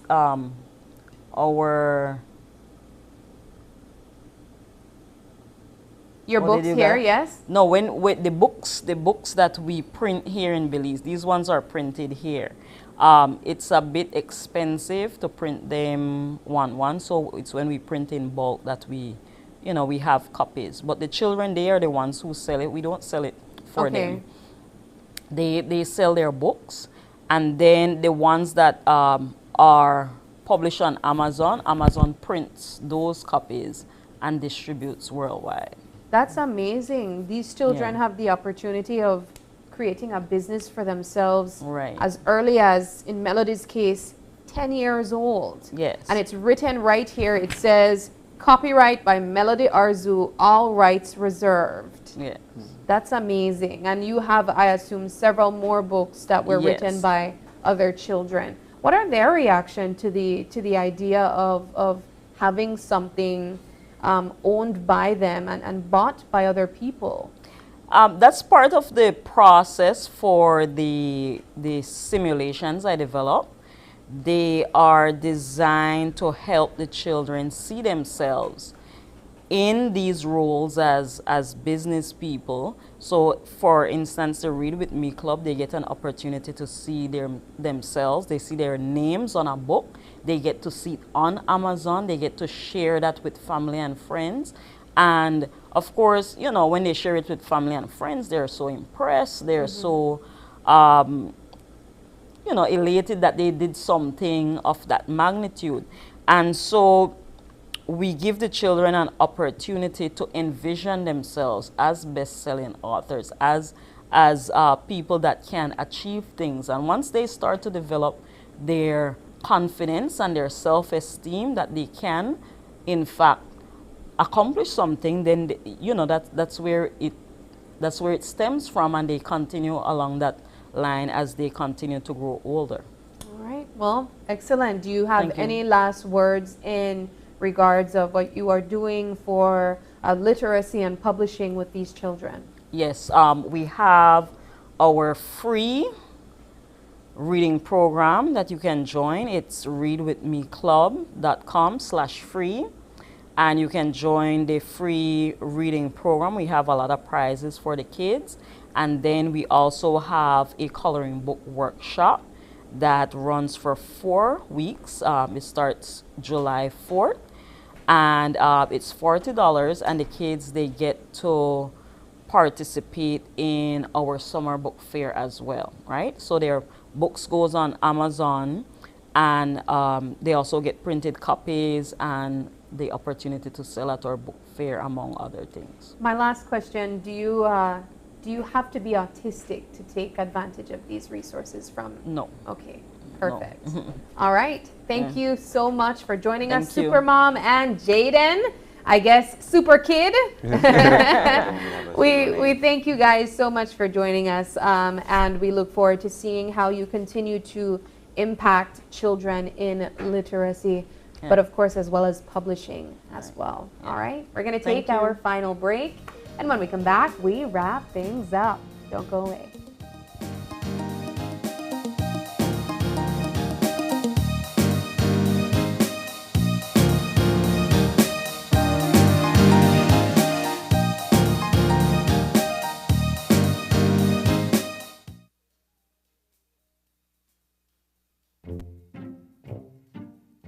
Get ready, babe. We're going on a vacation. Finally, where are we going? Don't worry, babe. I have we covered. Are you sure you know where we're going? Yes, babe. Oh, right there, see?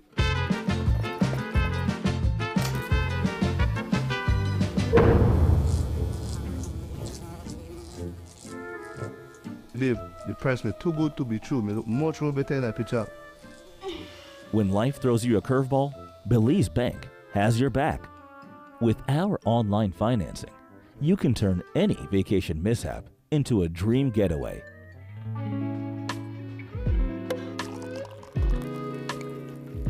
Cheers to Belize Bank for making our dream vacation a reality. Thanks to you, babes, to turn things around. No thanks to you, cheapo. Out. Experience the future of financing with Belize Bank online, where you can secure funds for anything, from anywhere, at any time, all without stepping foot in a bank. Apply for a loan today and unlock a world of possibilities.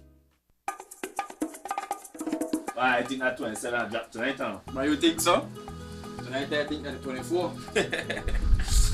Now Belize, you have rice and beans, chips and dip, bolido, and son de la tre. Bolido, that is part of our national identity.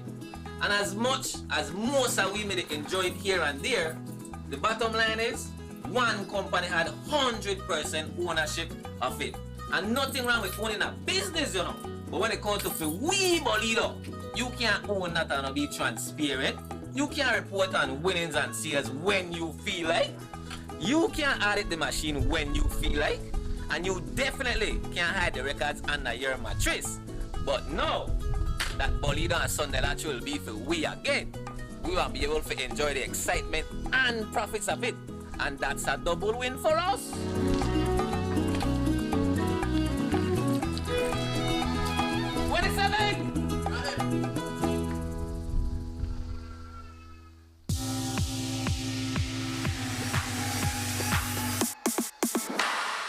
Sign up for Smart Share Plan and save big.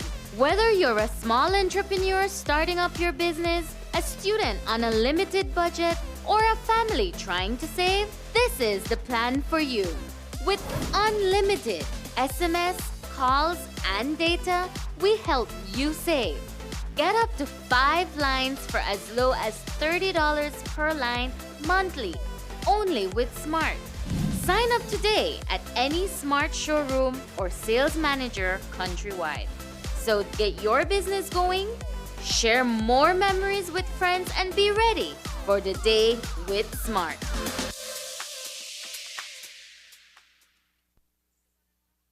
Are you looking for low-cost television advertising? Have we got a deal for you? Advertise on Channel 5's Daily Classifieds. Channel 5's Daily Classifieds is one of the most effective methods for introducing yourself and your business to the community.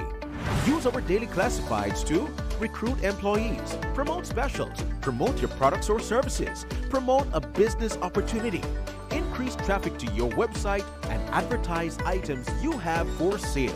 Let us help you to save valuable time and money. Call us today at 280-0013 or visit us at our offices on Coney Drive to discuss how we can help your business grow affordably. Channel 5's Daily Classifieds. Advertise today.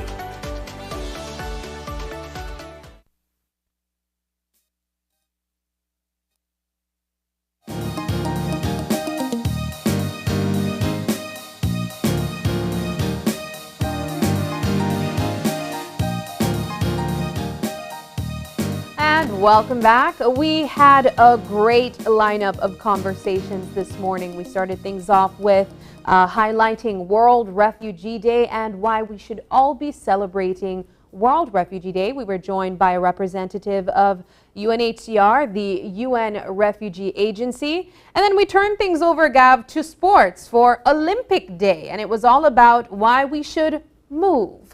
Oh yeah, absolutely. So we want to say thank you to Mr. Sharp from the Belize Olympic Committee, as well as young Keenan, who is one of our most promising athletes, already competing above his age level. So if you want to learn more about the work that they're doing, or if you want to meet some of our athletes, you can definitely go out this Saturday to see how they are going to be commemorating Olympic Day. And then, of course, finally, we wrap things up with Supermom talking all about the importance of literacy and publishing. And I definitely found that last segment very inspiring because we had examples in booklets of where children as young as 10 years old are writing their own books.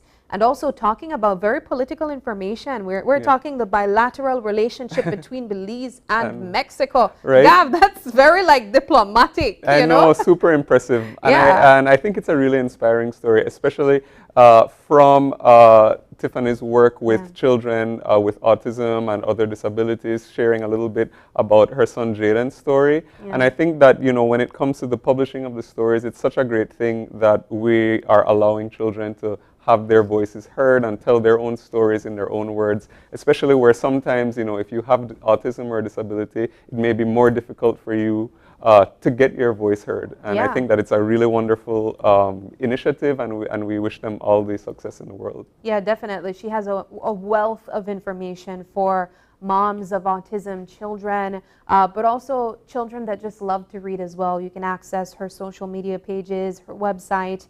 So I definitely encourage our viewers that, you know, have children that love reading, or if they just like to have access to these information because there are families of children with autism, definitely head over there. I also saw little booklets on bullying and just general topics aside from the political ones, you know, or the diplomatic ones. And I think it's really great because it's a means of self-expression. You know, these children are able to write their feelings and their thoughts on paper and also make money with that as well. And that's extremely impressive to be a young person that has written a book. Yeah, you know, no, I love absolutely. that. But yeah, those were really 3 great conversations that we had this morning, and we want to say thank you to our viewers for sticking with us and also enjoying these conversations as well. We don't have any birthday shout outs this morning, but to whoever is celebrating a birthday, we want to say happy birthday to ya. But of course, if you have any questions or concerns, you can send us an email at oye@channel5belize.com. You can also follow us on our social media pages. You can find us on Facebook at Open Your Eyes BZ and also on Instagram at OIE Belize. Yeah, and check us out tomorrow on Wednesday as you open your eyes. Start your morning right. Until then, keep your eyes, your mind, and your heart open. Have a great Tuesday.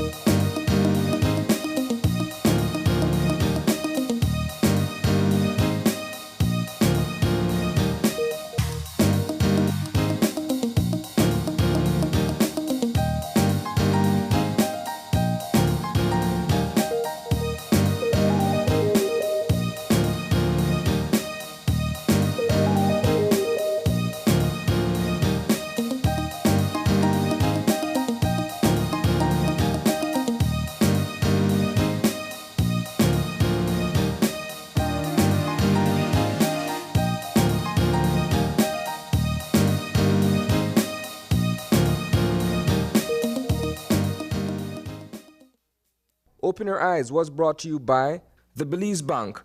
Our country, your bank.